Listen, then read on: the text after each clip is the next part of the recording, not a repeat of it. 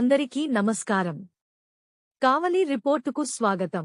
నారా చంద్రబాబు నాయుడు అనే మాట కోసం ఎన్నో ఏళ్లుగా కష్టపడి పనిచేసిన తెలుగు తమ్ముళ్లు ఈరోజు వారి చిరకాల కోరిక తీరడంతో వారి ఆనందానికి అవధులు లేకుండా పోయాయి.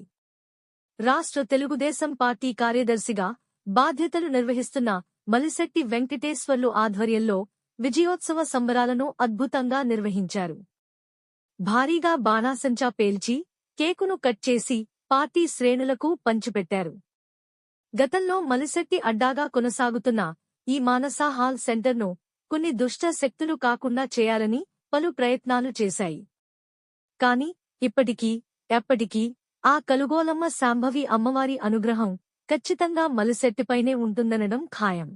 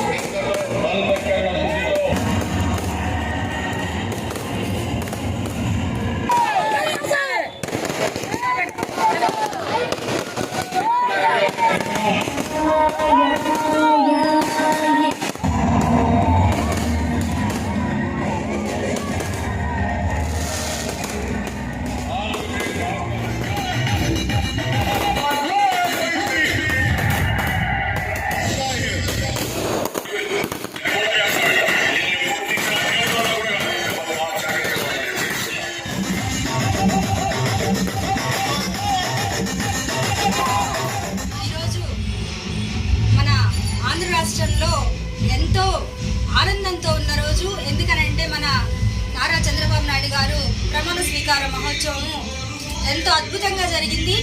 దానికి మన ఎమ్మెల్యే గారి కావ్య కృష్ణారెడ్డి గారి అధ్యక్షతన మన మలిశెట్టి గారి ఆధ్వర్యంలో 34వ వార్డులో ఘనంగా ఈ వేడుకలు జరుపుకుంటాం. మన చంద్రబాబు నాయుడు గారి ప్రమాణ స్వీకార మహోత్సవ వేడుకలు ఇక్కడ అద్భుతంగా ఘనంగా జరుగుతున్నాయి.